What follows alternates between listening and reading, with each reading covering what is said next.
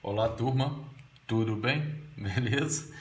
Hoje eu vou experimentar um novo método aqui que eu vim discutindo com alguns professores e a gente tem no momento das videoaulas e apenas recebendo as atividades de vocês, a gente acaba não tendo um momento de fazer as atividades junto com vocês, né? Um outro aspecto também seria justamente a questão da gente fazer uma leitura acompanhada, né? Uma leitura guiada, como a gente aprende na Faculdade de Letras, por ser muito importante. Como hoje, inclusive, nós temos uma aula sobre Shakespeare, e eu gosto muito desse autor, sobre a questão dos textos dramáticos, né? Eu optei então por fazermos dessa forma. Então hoje nós trabalharemos exclusivamente com o conteúdo aí de redação, tá legal? Sobre a terceira parte do texto dramático, tá? E deixaremos a parte do adjunto adverbial para depois do nosso recesso. Então estamos tratando do capítulo 11 aí, do segundo módulo, e vamos começar a nossa aula. Lembrando que também a parte do texto dramático, gostaria que vocês lessem depois, mas eu vou retomá-la depois do recesso, tá legal? Que é a parte teórica da fundamentação dos componentes que estruturam, né, dos elementos que estruturam o texto dramático, ok? Vamos lá então? Uma viagem no tempo. Não é só de humor que vive o teatro.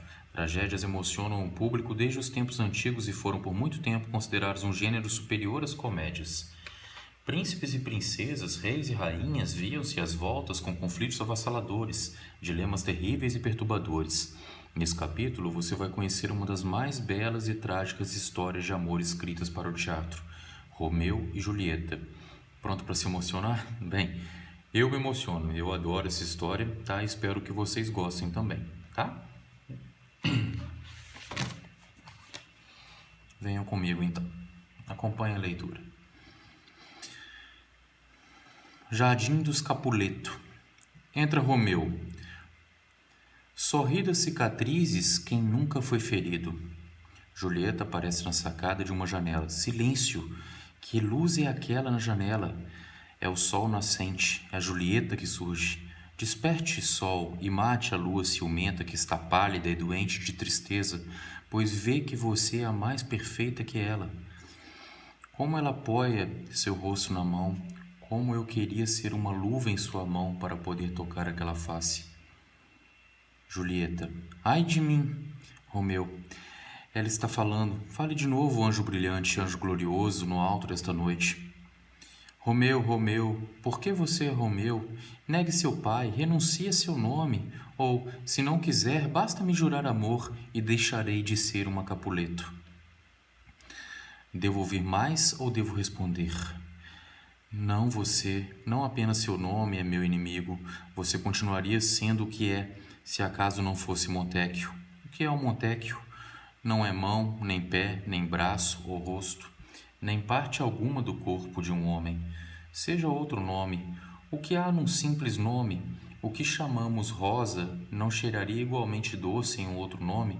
Assim, Romeu, se não tivesse o nome de Romeu, conservaria a querida perfeição que é dele, sem o título. Romeu, jogue fora o seu Montecchio, que não é parte de você mesmo, e fique comigo inteira. Peguei você pela palavra, dá-me o nome de amor, que ficarei de novo batizado e nunca mais serei Romeu. Quem é você que, escondido na noite, penetra assim o meu segredo? Por um nome, não sei como apresentar-me. Meu nome, minha cara santa, é odioso, por ser seu inimigo. Se o trouxesse escrito, eu rasgaria. Ainda não ouvi sequer 100 palavras de sua boca, mas estou reconhecendo o som de sua voz. Será você, Romeu? Você, Montecchio? Nenhum nem outro se lhe desagradam. Como chegou aqui? Diga-me por que veio. Os muros não são fáceis de escalar e o lugar é mortal para você, se algum dos meus parentes o encontrar. Com as asas do amor voei sobre eles, não há muros de pedra para o amor, nem seus parentes podem me deter.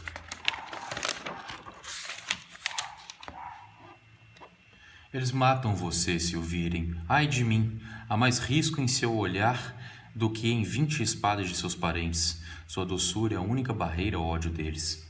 Por nada deste mundo quero que o vejam. Tenho o manto da noite para ocultar-me e, se tiver o seu amor, não importa que me vejam. Prefiro a morte rápida pelo ódio deles do que a morte lenta sem seu amor. Quem foi que lhe ensinou este caminho? Foi o amor quem me encorajou, deu-me conselhos e eu lhe emprestei meus olhos. Mas eu o encontraria mesmo na mais longínqua praia do oceano. Arriscaria tudo por isso. Ainda bem que a máscara da noite cobre meu rosto, senão eu estaria rubra agora. Seria vão tentar manter as aparências, seria vão desmentir, mas chega de cerimônia. Você me ama? Sei que vai dizer sim e vou acreditar em sua palavra. Jurar seria falso. Dizem que até Júpiter ri das juras de amor. Gentil Romeu, você me ama? Diga sinceramente. Senhora, eu juro pela lua que prateia o arvoredo. Não jure pela lua que é inconstante e muda todo mês o seu percurso. Para que seu amor não pereça, também tão instável. Por que, então, devo jurar? Não jure por nada, ou jure simplesmente por você mesmo, que é o Deus da minha devoção. Assim eu creio.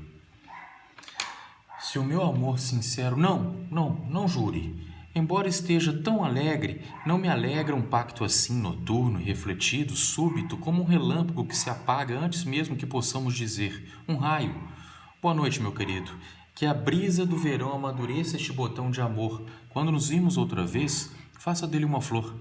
Repouse seu coração na doce calma, igual a que agora o amor me fez sentir.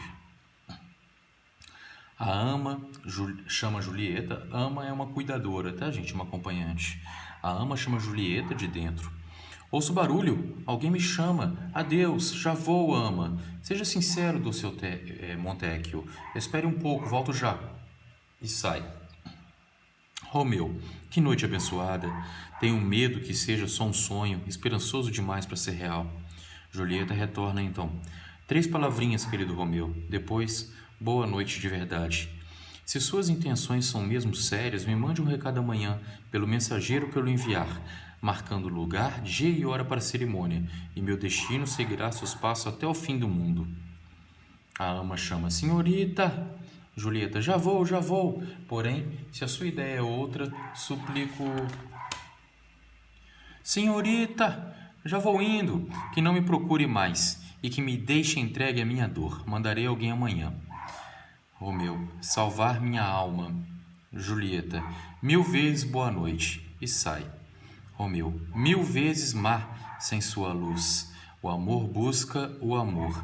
Tanto quanto os estudantes fogem da lição, os meninos vão à escola contrariados, tanto quanto os namorados separam-se com aflição. E retira-se lentamente. Julieta volta então a aparecer no balcão. Psiu. Romeu, se eu tivesse a voz de um falcoeiro para atrair de volta o falcãozinho... O cativeiro tem voz rouca, não pode falar alto, senão eu destruiria a gruta de eco a chamar por seu amado, deixando sua voz mais rouca que a minha ao repetir o nome de Romeu. Quem procura meu nome? Minha alma. Tem doce som de prata a língua dos amantes para os que à noite vagueiam. Romeu? Minha querida, a que horas devo mandar alguém encontrá-lo amanhã? Às 9. 1 século até lá, mas esqueci o que tinha a dizer. Eu espero aqui até você lembrar. Vou esquecer para você ficar aí, só me recordando de como é boa sua companhia. E eu vou ficando para que você se esqueça, enquanto esqueço todos os outros lugares além daqui. É quase dia, você deve ir, porém não mais longe do que um passarinho de brinquedo de uma menina, que ela finge soltar, mas logo traz de volta ao ninho da mão, puxando por um fio de seda, tão ciumenta ela é de sua liberdade. Se eu fosse um passarinho, mas eu o mataria de tantos carinhos. Boa noite. Despedida é uma dor tão doce. Que o sono venha aos seus olhos e a paz a seu peito. Queria ser esses dois. Agora vou procurar meu conselheiro espiritual, pois meu destino precisa de um bom guia. E retira-se. Essa história, então, é Romeu e Julieta, tá? De um autor conhecido como William Shakespeare, como vocês podem ver aí, um autor inglês incrível, um dos maiores autores já existentes na nossa literatura. Vamos agora aos exercícios. Antes que nós comentemos o texto, eu vou fazendo o exercício e a partir dele nós vamos chegando aí a conclusões sobre o texto, tá legal? Olha só. Como você sabe, os textos teatrais contemplam os elementos narrativos. Complete o quadro a seguir com as informações solicitadas. Qual é o local da cena que ocorre todo esse diálogo que nós vimos? Vamos lá. Jardim da casa de Julieta, não é?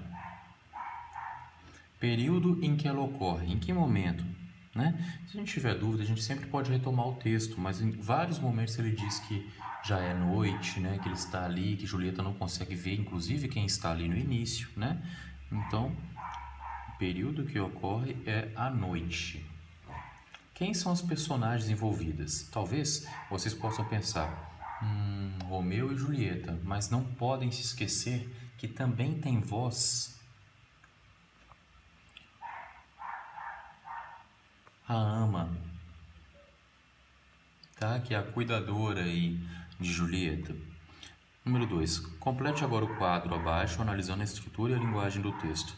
Existe uma presença de narrador? Gente, não existe a presença de um narrador, tá legal?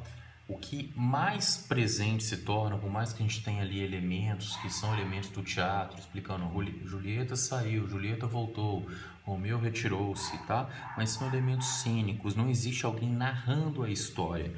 Quem narra a história, quem descreve o próprio diálogo são os personagens, principalmente Romeu e Julieta, tá legal? Então vamos marcar aqui como ausente. Indicações cênicas, é isso que eu acabei de falar, né? Julieta saiu, Julieta voltou, Romeu saiu, Romeu é preocupado, tá? Então são indicações cênicas, então elas são presentes, né? Uma linguagem empregada, essa linguagem empregada aí seria formal ou informal? Pergunto a vocês, quando vocês estão lá com seus Romeus ou suas Julietas da vida, eu duvido muito que vocês se expressem dessa forma, né? Provavelmente manda aquele WhatsApp, né? Ou manda uma coisa no Insta, mas nada tão formal. Existe uma beleza na formalidade, não que essa linguagem seja inadequada, que eu acabei de falar das redes sociais, mas como vocês viram, há muita beleza na linguagem shakespeariana, tá legal? Então a linguagem utilizada aí, obviamente, é a linguagem formal. Questão 3. Em relação ao que ocorre no início da cena, assinale a alternativa correta. Julieta está vendo Romeu e dirige-se a ele. Correto? Na verdade, no início, Julieta não vê Romeu, né? Romeu está vendo e ouvindo Julieta, mas ela não sabe que ele está ali. Talvez. Letra C. Romeu vê Julieta, mas não consegue ouvir o que ela diz. Não é verdade, né? Eles até dialogam. Letra D. Julieta sabe que Romeu pode vê-la e ouvi-la, mas finge que está só. Não, não é verdade. Ela inclusive mostra a presença da própria ama, né? Questão correta aí, então, fica para nós a letra B, tá? Questão 4. Em que momento essa situação inicial sofre uma mudança? Sublinhe no texto o diálogo que indique esse momento. Bem, a mudança de fato ocorre aqui. Vou mostrar a vocês que eu já deixei previamente marcado. Exatamente nessas duas caixas de diálogo aqui. Peguei você pela palavra, dá-me o nome de amor que ficarei de novo batizado e nunca mais serei Romeu.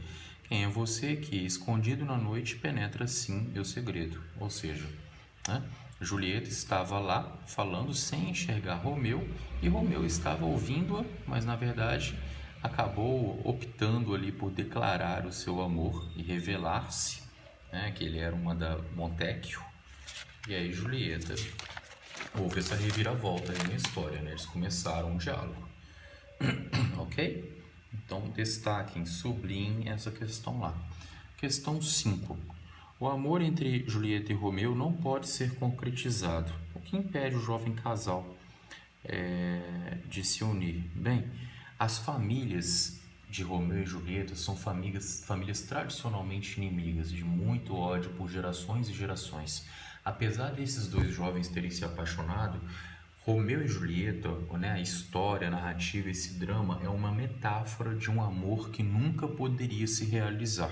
Apesar de existir o amor entre os amantes, né, metaforicamente esse amor deles nunca poderia acontecer, porque suas famílias jamais aceitariam e eles mesmos não poderiam conviver-se.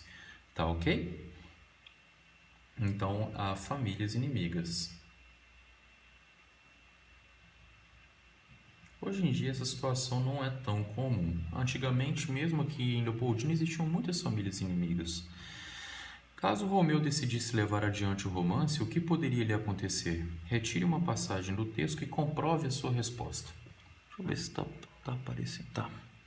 Bem, olha só. Uma passagem que poderia comprovar essa resposta para a gente seria o seguinte: a gente sabe que Romeu, se ele aparecesse, né, se ele levasse à frente esse romance, ele poderia ser morto pela família de Julieta. E uma passagem que mostra isso seria: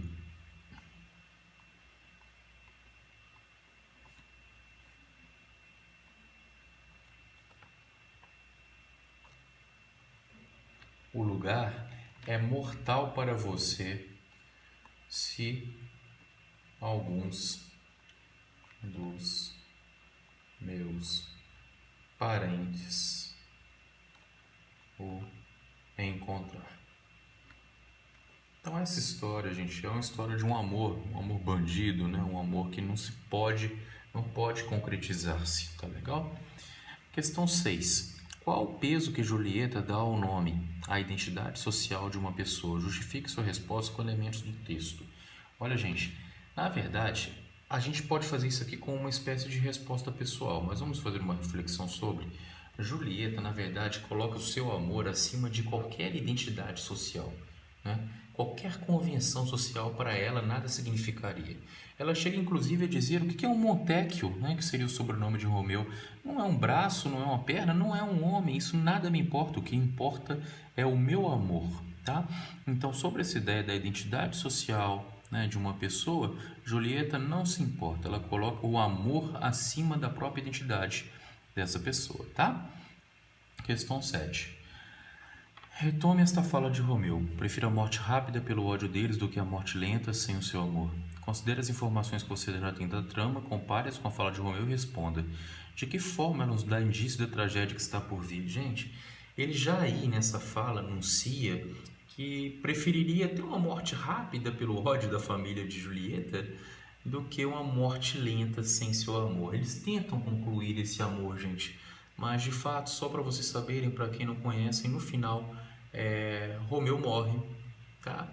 Julieta não aguentando a dor de vê-lo morto, né? Eles acabam ali, ela se envenena também e os dois morrem juntos e abraçados. Então é um final trágico, né, de um amor que não pôde existir e que acaba por final com essa história do envenenamento aí, tá? Julieta é mais cuidadosa que Romeu em relação ao seu sentimento que o casal experimenta. Considerando o papel da mulher na sociedade da época, por que ela tenta se cercar de cuidados, de mais cuidados do que ele? E aí?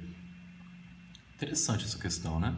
Eu acho que, na verdade, Julieta sabe que se seu amor for descoberto, as consequências seriam terríveis, né? Ela teme tanto pela segurança do seu amado, mas também pela sua própria reputação.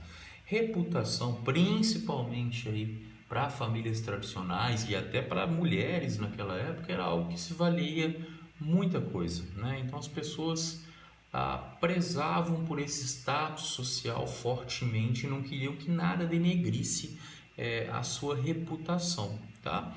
Então vale a pena essa reflexão aí, mas essa resposta também fica de caráter pessoal. O amor entre Romeu e Julieta não poderia se concretizar porque suas famílias eram inimigas. Você acha que hoje em dia os jovens são completamente livres para escolher seus destinos? Nossa, se eu estivesse dentro de sala de aula, eu ia ouvir histórias até. Adoraria ouvi-las. Bem, isso fica também como uma resposta pessoal, embora a gente possa pensar que existem muitos casais como Romeu e Julieta aí hoje em dia, né? Muitas famílias não aceitam, por exemplo, que casais se unam por outras questões, às vezes não uma reputação de família, mas quantos casais, por exemplo, enfrentam problemas por um membro desse casal ser branco e ou a mulher ser negra, ou ao contrário, né? E outras coisas mais, como a gente sabe, muitas famílias não aceitam essas uniões pelo amor, como a gente bem sabe. Mas fica ao critério de vocês essa resposta. Eu gostaria mesmo de saber essas respostas de vocês, mas se tudo der certo, espero que não demore muito para nós estarmos juntos de novo, tá? Beijo, até mais, tchau, tchau.